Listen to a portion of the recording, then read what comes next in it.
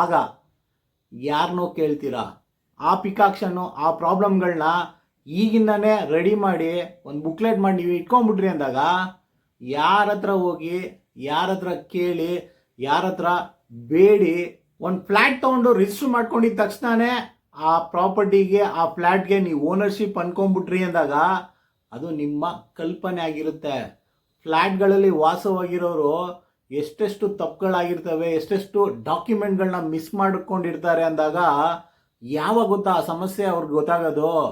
ಆ ಫ್ಲ್ಯಾಟು, ಆ apartment demolition ಸ್ಟೇಜಿಗೆ ಬರುತ್ತಲ್ಲ, ಅವತ್ತು ನಾನು ಹೇಳಿದ ಮಾತು ಅವ್ರಿಗೆ ರಿಯಲೈಸ್ ಆಗುತ್ತೆ. ಫ್ಲ್ಯಾಟ್ ಓನರ್ಗಳಿಗೆ ಸೇಲ್ ಡೀಡ್ ಮಾಡಿಕೊಂಡು ಇಂಡಿವಿಜುವಲ್ ಫ್ಲ್ಯಾಟ್ಗೆ ಖಾತಾ ಮಾಡಿಕೊಂಡು ಕಂದಾಯ ಕಟ್ತಾ ಇರ್ತೀರಾ. ಆದರೆ ನೀವು ಈ ದಾಖಲೆಗಳನ್ನ ಒರಿಜಿನಲ್ ಇಟ್ಕೊಂಡಿಲ್ಲ ಅಂದಾಗ ನಾಳೆ ದಿನ ನನಗೆ ಗೊತ್ತಿರೋಂಗೆ ಸಮಸ್ಯೆ ಬರ್ಬೋದು. ಯಾಕಪ್ಪ ಹೇಳ್ತಾ ಇದ್ದೀನಿ ಅಂದಾಗ, ಎಷ್ಟೋ ಫ್ಲ್ಯಾಟ್ ಓನರ್ಗಳು ಅವರ ಫ್ಲ್ಯಾಟ್ ಅಸೋಸಿಯೇಷನ್ನೇ ಮಾಡ್ಕೊಂಡಿರಲ್ಲ. ಅದಷ್ಟೇ ಅಲ್ಲ, ಡೆವಲಪರ್ ಆಗಲಿ ಅಥವಾ ಆ ಫ್ಲ್ಯಾಟ್ ಕನ್ಸ್ಟ್ರಕ್ಟೆಡ್ ಆಗಿರುವ ಜಾಗದ ಸೈಟ್ ಓನರ್ ಆಗಲಿ ಕೆಲವು ಡಾಕ್ಯುಮೆಂಟ್ಗಳನ್ನೇ ಫ್ಲ್ಯಾಟ್ ಓನರ್ಸ್ಗಳಿಗೆ ಕೊಟ್ಟೇ ಇರಲ್ಲ. ಒಂದು ಸೈಟ್ ತೊಗೊಂಡ್ವಿ ಅಂದಾಗ ರಿಜಿಸ್ಟ್ರೇಷನ್ ಮಾಡ್ಕೊತೀವಿ, ಖಾತಾ ಮಾಡ್ಕೊತೀವಿ, ಕಂದಾಯ ಕಟ್ತಾ ಇರ್ತೀವಿ. ಆ ಸೈಟಿನ ಓನರ್ ನಾವಾಗಿರ್ತೀವಿ ಅಲ್ವರಾ? ಜಮೀನ್ದಾರ ಪತ್ರ. ನಮಸ್ಕಾರ ಎಲ್ಲರಿಗೂ. ಹಲವಾರು ದಿನಗಳಿಂದ ನನ್ಗೆ ಗೊತ್ತಿರುವ ಡಾಕ್ಯುಮೆಂಟು ಪತ್ರಗಳ ಬಗ್ಗೆ ಒಂದೊಂದಾಗಿ ವಿಡಿಯೋಗಳಲ್ಲಿ ನಾಲೆಜ್ ಕೊಡ್ತಾ ಇದ್ದೀನಿ. ನಿಮಗೂ ನಾಲೆಜ್ ಬರ್ತಾ ಇದೆ, ಹಾಗೆ ಅವೇರ್ನೆಸ್ ತಗೊತಿದ್ದಾರೆ ಅಂತಾನೆ ಈ ಥರದ ವಿಡಿಯೋಗಳು ಮಾಡ್ತಾ ಇರೋದು ಹಾಗೂ ಅವೇರ್ನೆಸ್ನ ನಿಮ್ಮ ಜೊತೆ ಹಂಚ್ಕೊತಾ ಇರೋದು. ಇದು ಯಾವುದೇ ಥರದ ಸೀಮಿತ ಆಗಲಿ ಅಥವಾ ಟಾರ್ಗೆಟ್ ಆಗಲಿ ಅಥವಾ ಉದ್ದೇಶಪೂರ್ವಕವಾಗಿ ಹೇಳ್ತಾ ಇಲ್ಲ. ಒಂದು ಡಾಕ್ಯುಮೆಂಟು, ಒಂದು ಪ್ರಾಪರ್ಟಿ ರಿಜಿಸ್ಟ್ರೇಷನು, ಖಾತಾ, ಕಂದಾಯ, ಮಂಟು ಮಸಿ ಇರ್ತಾವಲ್ಲ, ಇರಲಿ. ಬಟ್ ಅದ್ರ ಜೊತೆಗೆ ಹಳೆಯ ದಾಖಲೆಗಳು, ಒರಿಜಿನಲ್ ಡಾಕ್ಯುಮೆಂಟ್ಗಳು ಏನೆಲ್ಲ ನೀವು ಇಟ್ಕೊಂಡಿದ್ದೀರಾ, ನಾಳೆ ಏನೆಲ್ಲ ನಿಮ್ಮ ಹಳೆಯ ದಾಖಲೆಗಳು ಪ್ರೊಡ್ಯೂಸ್ ಮಾಡಿದಾಗ ಅದು ನಿಮ್ಮ ಪ್ರಾಪರ್ಟಿಗೆ, ಫ್ಲ್ಯಾಟ್ಗೆ ತುಂಬ ಯೂಸ್ಫುಲ್ ಆಗುತ್ತೆ. ಈ ಥರದ ಮಾಹಿತಿಗಳು, ಈ ಥರದ ಡಾಕ್ಯುಮೆಂಟ್ಗಳು ಎಷ್ಟೋ ಜನ ಕಲೆಕ್ಟ್ ಮಾಡಿಕೊಂಡೇ ಇರಲ್ಲ ಅಂತಾನೆ ಈ ಥರದ ಮಾಹಿತಿ ಇವತ್ತು ಈ ವಿಡಿಯೋಲಿ ನಾನು ನಿಮ್ಮ ಜೊತೆ ಹಂಚ್ಕೊತಾ ಇದ್ದೀನಿ. ಎಷ್ಟೊಂದು ಜನಕ್ಕೆ ಅರ್ಥ ಆಗಲ್ಲ. ಸೊ ಅರ್ಥ ಆದವ್ರಿಗೆ ಅರ್ಥ ಮಾಡಿಕೊಂಡು ಆ ಡಾಕ್ಯುಮೆಂಟ್ನ ಈಗ ರೆಡಿ ಮಾಡಿ ಇಟ್ಕೊಂಡ್ರಿ ಅಂದಾಗ ನಾಳೆ ದಿನ ನೀವು ಪಶ್ಚಾತ್ತಾಪ ಪಡೋದು ಇರಲ್ಲ. ಒಂದು ಪ್ರಾಪರ್ಟಿ, ಒಂದು ಸೈಟ್ನ ನೀವು ರಿಜಿಸ್ಟ್ರೇಷನ್ ಮಾಡ್ಕೊಳ್ಳುವಾಗ ಆ ಸೈಟಿಗೆ ನೀವು ಓನರ್ ಆಗ್ತೀರಾ. ಆದರೆ ಆ ಜಮೀನಿನ ಒರಿಜಿನಲ್ ಡಾಕ್ಯುಮೆಂಟ್ಗಳನ್ನ ತಗೊಳ್ಳಲ್ಲ, ಅವೇರ್ನೆಸ್ಸು ಅದನ್ನು ಇಟ್ಕೊಳ್ಳಲ್ಲ. ಈ ಸೈಟ್ಗಳ ಬಗ್ಗೆ ನೆಕ್ಸ್ಟ್ ವಿಡಿಯೋಲಿ ಹೇಳ್ತೀನಿ. ಇವತ್ತಿನ ಈ ವಿಡಿಯೋಲಿ ಫ್ಲ್ಯಾಟ್ಗಳು. ಈ ಫ್ಲ್ಯಾಟ್ಗಳದ್ದು ಸಮಸ್ಯೆ ಏನಪ್ಪ ಅಂದಾಗ, ಫ್ಲ್ಯಾಟ್ ರಿಜಿಸ್ಟ್ರೇಷನ್ ಮಾಡ್ಕೊತೀರಾ, ಬಿಲ್ಡರ್ ಕಡೆಯಿಂದ ರಿಜಿಸ್ಟರ್ ಮಾಡ್ಕೊತೀರಾ, ಲ್ಯಾಂಡ್ ಓನರ್ ಕಡೆಯಿಂದ ರಿಜಿಸ್ಟರ್ ಮಾಡ್ಕೊತೀರೋ ಬೇಕಾಗಿರಲ್ಲ. ಬಟ್ ನೀವು ರಿಜಿಸ್ಟರ್ ಮಾಡ್ಕೊಂಡಿರ್ತೀರಾ, ಫ್ಲ್ಯಾಟ್ಗೆ ಹೋಗ್ಬಿಟ್ಟಿರ್ತೀರಾ, ನಿಮ್ಗೆ ಸೇಲ್ ಡೀಡ್ ಆಗ್ಬಿಟ್ಟಿರುತ್ತೆ, ನಿಮ್ಮ ಹೆಸರಿಗೆ ಖಾತೆ ಜನ್ರೇಟ್ ಆಗ್ಬಿಟ್ಟಿರುತ್ತೆ, ಟ್ಯಾಕ್ಸ್ ಜನ್ರೇಟ್ ಆಗಿಬಿಟ್ಟಿರುತ್ತೆ, ಪೇಮೆಂಟ್ ಮಾಡ್ತಾ ಇರ್ತೀರಾ. ಬಟ್ ನೀವು ಒಂದು ಫ್ಲ್ಯಾಟ್ಗೆ ಹೋದಾಗ ಆ ಫ್ಲ್ಯಾಟಿನ ಅಸೋಸಿಯೇಷನ್ ಮಾಡ್ಕೊಂಡಿದ್ದಾರಾ, ಅಸೋಸಿಯೇಷನ್ ಇದೆಯಾ ಅಂತ ಯಾರೂ ಯೋಚನೆ ಮಾಡಲ್ಲ. ಅಯ್ಯೋ ನಮ್ಮ ಫ್ಲ್ಯಾಟ ಸರ್ ಒಂದು 10, 12, 16 ಜನ ಇದ್ದೀವಿ ಅಷ್ಟೇ, ಇದಕ್ಕೆಲ್ಲ ಅಸೋಸಿಯೇಷನ್ ಬೇಕಾ ಅಂತ ತುಂಬ ಜನ ಹೇಳ್ತಾರೆ. ಇನ್ನು ಕೆಲವರು ರೆಪ್ಯೂಟೆಡ್ ಆಗಿರುವ ದೊಡ್ಡ ದೊಡ್ಡ ಬಿಲ್ಡರ್ಗಳ ಹತ್ರನೇ ಫ್ಲ್ಯಾಟ್ನ ಖರೀದಿ ಮಾಡ್ತಾರೆ. ಏನಕ್ಕಪ್ಪ ಅಂದಾಗ ನಾಳೆ ದಿನ ಅವರು ಏನೇ ರೆಸ್ಪಾನ್ಸಿಬಿಲಿಟಿ ಆಗಲಿ, ಏನೇ ಮೇಂಟೆನೆನ್ಸ್ ಆಗಲಿ, ಏನೇ ಡಾಕ್ಯುಮೆಂಟೇಷನ್ ಸಮಸ್ಯೆ ಆದಾಗ ಆ ಬಿಲ್ಡರು, ರೆಪ್ಯೂಟೆಡ್ ಆಗಿರುವ ಬಿಲ್ಡರು ಕಾಪಾಡ್ತಾನೆ, ಅವನು ಇವಾಗಲೂ ನಮ್ಮ ಹತ್ರನ ಇಡ್ತಾರೆ ಅನ್ನುವ ಧೈರ್ಯ. ಅದೇ ಸಣ್ಣ ಪುಟ್ಟ ಅಪಾರ್ಟ್ಮೆಂಟ್ಗಳಲ್ಲಿ ಖರೀದಿ ಮಾಡಿರೋ ಫ್ಲ್ಯಾಟ್ ಓನರು ಇದನ್ನು ಯೋಚನೆ ಮಾಡೋದೇ ಇಲ್ಲ. ಇವಾಗ ಇದೀವ ಬಿಡಿ, ನಾಳೆ ಇವತ್ತು ಯಾಕೆ ಯೋಚನೆ ಮಾಡೋಣ ಅಂತ ತುಂಬ ಜನ ಈಗಲೇ ನೆಗ್ಲಿಯೆನ್ಸಿ ಮಾಡೋದು. ಇವತ್ತು ಇನ್ವೆಸ್ಟ್ ಮಾಡಿರೋದು ನಾಳೆ ನಿಮಗೆ ಕ್ಯಾಪಿಟಲ್ ಗೇನ್ ಬರಬೇಕು ಅಂದಾಗ ಅದರ ದಾಖಲೆ, ಡಾಕ್ಯುಮೆಂಟು ಮಸ್ಟ್ ಆ್ಯಂಡ್ ಶುಡ್ ನಿಮ್ಮ ಹತ್ರ ಇರಬೇಕು. ಅದು ಕೊಟ್ರೇನೆ ಅದರ ವ್ಯಾಲ್ಯೂಯೇಷನ್ ಸಿಗೋದು. ಇನ್ನು ಕೆಲವು ರೆಪ್ಯೂಟೆಡ್ ಅಪಾರ್ಟ್ಮೆಂಟ್ ಕನ್ಸ್ಟ್ರಕ್ಟ್ ಮಾಡುವ ಬಿಲ್ಡರ್ಗಳಾಗಲಿ ಅಥವಾ ಡೆವಲಪರ್ಗಳಾಗಲಿ ಕೆಲವು ವರ್ಷಗಳನ್ನ ಅವ್ರು ಹ್ಯಾಂಡ್ ಓವರಲ್ಲಿ ಇಟ್ಕೊಂಡಿರ್ತಾರೆ.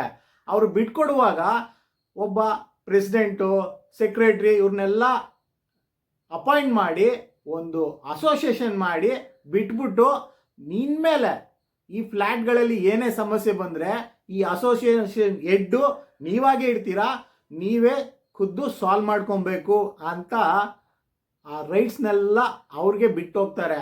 ಆದರೆ ಬಿಟ್ಟು ಹೋಗುವಾಗ ಆ ರೈಟ್ಸ್ನ ತಗೊಳ್ಳುವಾಗ ಒಂದು ಫ್ಲ್ಯಾಟ್ನ ನೀವು ಖರೀದಿ ಮಾಡ್ತೀರಾ. ಖರೀದಿ ಮಾಡುವಾಗ ಮೋಸ್ಟಬಲಿ ಎಲ್ಲರೂ ಲೋನ್ ಮೇಲೆ ಹೋಗೋದು. ಸೊ ಲೋನ್ ಮೇಲೆ ಹೋದಾಗ ನಿಮ್ಮ ಎಲ್ಲ ಒರಿಜಿನಲ್ ಡಾಕ್ಯುಮೆಂಟ್ಗಳನ್ನ ಬ್ಯಾಂಕ್ ಅವ್ರಿಗೆ ಹ್ಯಾಂಡ್ ಓವರ್ ಮಾಡಿರ್ತೀರಾ.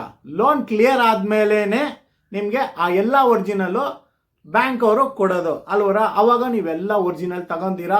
ಅಪ್ಪ ನನ್ನ ಫ್ಲ್ಯಾಟಿನ ಎಲ್ಲ ಒರಿಜಿನಲ್ಲು ಬ್ಯಾಂಕ್ ಅವ್ರು ಕೊಟ್ಬಿಟ್ಟಿದ್ದಾರೆ ಅಂತ ನೀವು ನಿಮ್ಮ ಬೀರೋಲೋ ಲಾಕರಲ್ಲೋ ಎಲ್ಲೋ ಒಂದ್ ಕಡೆ ಇಡ್ತೀರಾ. ಒಂದ್ ಕಡೆ ನೀವು ಫ್ಲ್ಯಾಟ್ ಅಸೋಸಿಯೇಷನ್ ಮಾಡ್ಕೊಂಡಿರಲ್ಲ, ಇನ್ ಕೆಲವರು ಅಸೋಸಿಯೇಷನ್ ಮಾಡ್ಕೊಂಡಿರ್ತೀರಾ, ಆದ್ರೆ ಕೆಲವು ಡಾಕ್ಯುಮೆಂಟ್ನ ತಗೊಂಡಿರಲ್ಲ. ಏನಪ್ಪ ಅದು ಅಂದಾಗ ಆ ಸೈಟಿನ ಒರಿಜಿನಲ್ ಸೇಲ್ ಡೀಡ್ಗಳು, ಪ್ಲಾನ್ ಸ್ಯಾಂಕ್ಷನು, ಖಾತಾ ವಗೈರೆಗಳು.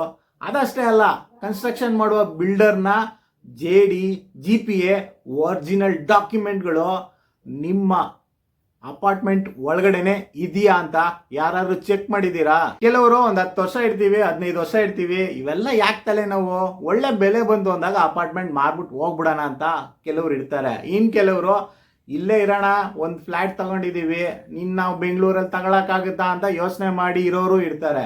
ನೀವು ಇರದೆ ಹೋಗಿ.